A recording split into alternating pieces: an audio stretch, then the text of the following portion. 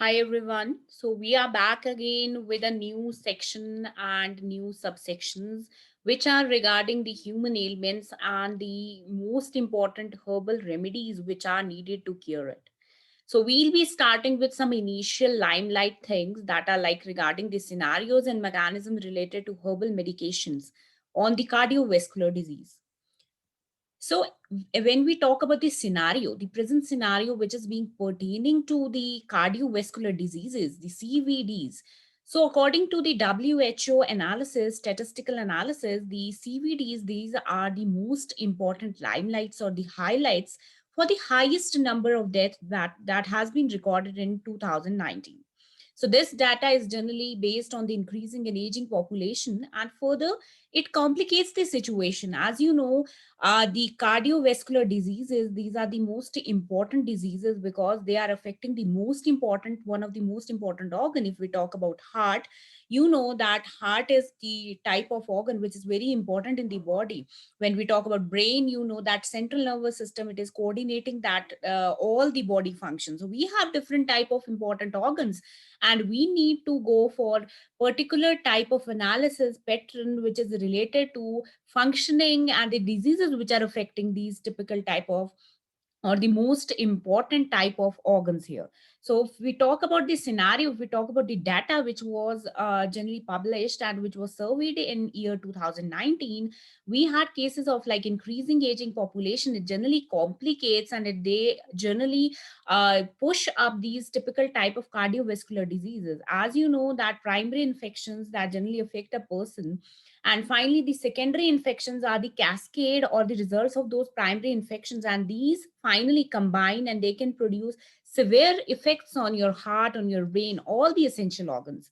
So if we talk about this 2019 survey, we have 22.2 million cardiovascular diseases related deaths. So the morbidity rate is like morbidity and mortality. So if we talk about the two terms, morbidity is finally the type of typical risk which is being attained by the population, and mortality is the death rate. So if we are talking about the CVD related death, we have 22.2 million deaths which are being expected. So this is the data which is a future prediction in 2030.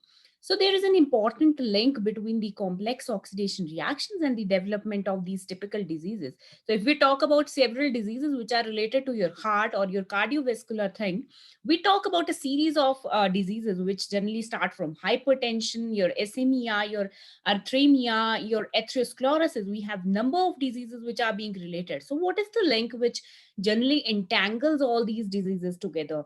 We have a mechanism known as the reactive oxygen species cascade or the oxidation reactions which are very important in these scenarios. So we'll be talking about these now. So as you know that increasing level of any oxidative stress, it contributes to the formation progression of atherosclerotic plaques. So if we talk about those heavy plaques due to the high range of cholesterolic deposit that generally is reported due to the deposition of those fatty you can say the constituents in the blood, and generally it forms the plaques, the thick plaques which clogs or which blocks the blood flow. So that is the most important component due to the increase in the type of fatty components in the body. It can be due to a type of irregular exercise pattern. It can be due to the intake of more fatty things or fatty components into the diet. So it may be due to that, and it generally results in the clogging up of the typical blood flow. It forms a type of thick plaques in the blood, and finally that blood flow is being restricted to go to the other parts and to supply there. So lack of endogenous antioxidants is an important cause of coronary heart disease. So there is like generally we go for reporting up of the typical type of antioxidants which are generally needed for the body to replenish the body in any form and to fight against these type of stresses which are being faced by the heart. So it is being reported that lack of these endogenous antioxidants or the typical antioxidant activity in the body is generally a cause of these coronary heart diseases. When we talk about the herbs, the medicinal plants, or the idea related to those plants and their use or utilization in these typical diseases, that has been known through civilization, and we are using those therapies now also. So we have generally molded them into a type of scientific constituent, knowing the traditional or the indigenous knowledge. So medical plant research is no longer limited to any type of chemical composition and pharmacology, but it also go for a very advanced type of metabolomics, or you can say the underlying the mechanism of action. So there is a type of research which is ongoing on the advanced level to check the type of genetical things, check the type of metabolic pathways, mechanism of action of these typical type of herbs which are being used from the traditional era. So studies employ approaches which are being ranged from simple chemical component separation, you have drug efficacy tests, you have typical type of pathway research analysis, and all these mechanisms, they generally go for a very technological advancement, and they have been contributed to the increased knowledge of the medicinal plant and herbs we are using today. So 25% of the drugs in the global market are phytomedicines. They are being derived from the phyto, means the a typical type of plant derivatives. So they have been derived from the parts, specific parts of the plant, and they are being constituted to typical drugs which are being used in typical ailments. Further, if we talk about the anti-cancerous drugs that constitute about 60% of the anti-cancer drugs and 75% of the drugs for the treatment of infectious diseases, which are being originated from medicinal plants, or like it is generally from the medicinal plants, the cure is coming from the medicinal plants. So between 1982 and 2014, 9.1% of your Food Drug Association approved drugs were medicinal plants, while 21% were reported to be the derivatives, like natural derivatives, basically.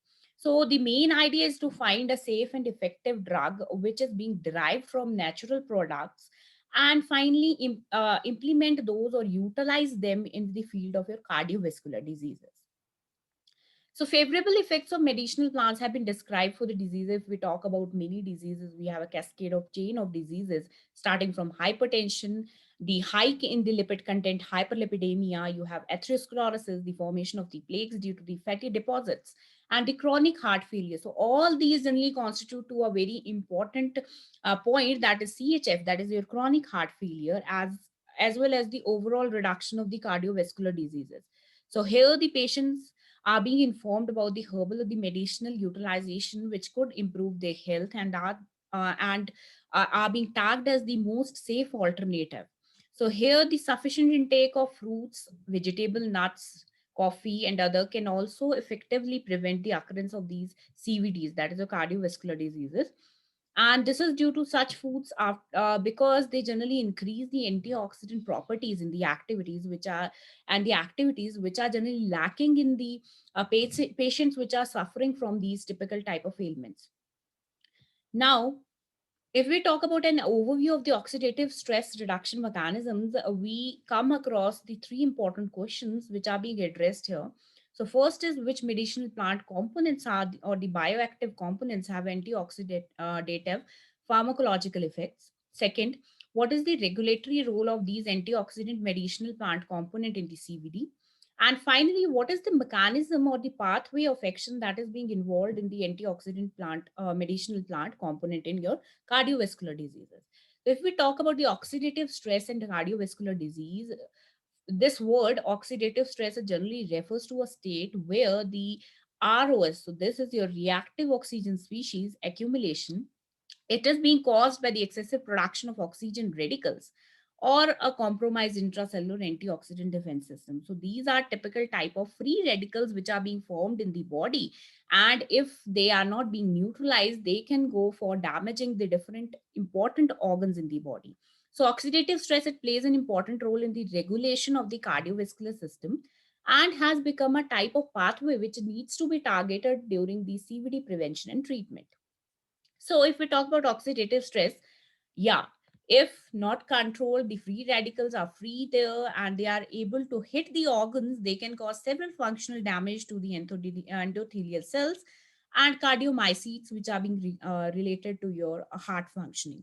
So in addition, these oxidative stress is being involved in the pathogenesis, that is the disease causing capacity, or the virulence, increased virulence, which relates to the problems like hypertension, myocardial ischemia, reperfusion injury. So these typical type of myocardial ischemia, this is generally a condition uh, where the beating or the blood flow, it gets disturbed of heart. So atherosclerosis and other associated diseases by regulating the inflammation and stimulating the vascular smooth muscle proliferation. So there you find a typical type of disturbance in the oxidative stress, and finally it hits the typical type of cells which are associated with this cardiovascular diseases, and finally it goes on increasing and exacerbating. If we talk about the mechanism, we have three important mechanisms involved when we talk about the pathways which are being used by the natural medicines or any bioactive component to treat the cardiovascular diseases. If we talk about the first mechanism, we talk about these natural medicines to treat the cardiovascular disease. For example, what is the type of functioning they do? So, for example, if we take a total flavonoids of mitsuba. So mitsuba is a typical herb which is a type of parsley. So parsley, is being used here, used as a type of antioxidant and is an enriched form here. So this is a type of Japanese parsley which is being used, and what it does, it generally go for dilating the coronary artery. It increases the blood flow and it reduces the abnormal electron transfer. By abnormal electron transfer, I'm talking about that disturbed oxidative stress of the myocardial cell membrane, and finally the production of oxygen free radicals. So it is a type of herb which can go for balancing that typical type of oxygen free radical. And finally, by production of these or by typically going for the reduced flow of these harmful free radicals, they can improve the myocardial ischemia, that is the irregular blood flow, irregular beating, and treating the coronary heart diseases, that is your chf, chd or chf. Coronary heart failure is also the another name for the coronary heart diseases. Another bioactive component which I'll be talking about is orentin. So orentin here, it is a flavonoid which is being extracted from a type of Chinese traditional herb, that is Polygonum orientate. So that is a typical type of herb that has this bioactive component. And it's a very rich flavonoid, and these can generally protect the RBCs from the oxidative damage by reducing or lowering that level of imbalanced oxidative stress, and finally increasing the activity of antioxidant enzyme. And finally, when you have abundance of antioxidant enzyme activity in your body, it generally goes on increasing that typical type of red blood cells, and finally the structural integrity of RBCs. When we talk about the second mechanism, we talk about the different categories of natural medicines. If we talk about the active gradients here, because most important thing is the active gradient or the bioactive fraction which is being related to that typical herb. So that is the main functioning which is being controlled by those secondary metabolites or that are being present in that typical herb. If we talk about that, we have active gradients ranging from various saponins, we have polyphenols, flavonoids, polysaccharides, anthraquinones, which generally have different type of medical effects or therapeutic effects, you can say. For example, if we talk about a saponin based active ingredient, it has various functions, diverse nature of function. It can act as a type of antiviral agent. It can protect the body, protect the organs from those type of disturbed or free oxygen free radicals, expanding the blood vessel, and finally strengthening the heart.